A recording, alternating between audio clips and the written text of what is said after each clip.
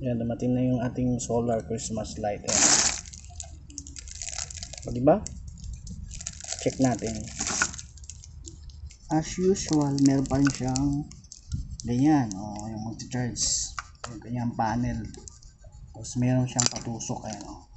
Pwede matusok sa lupa. O kaya ibaon. O kaya sa may pagtusukan ka nito. Tapos ito, may haba siyang 3.5 meters. 1 meter yung itong sa wire niya. Yung muna dito may wire. 3.5 meters yung Christmas light.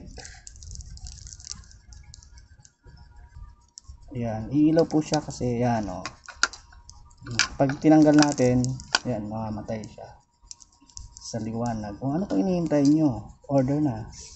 Ayan, sa link na ito. Ayan na po, multicolor. Diba, nailaw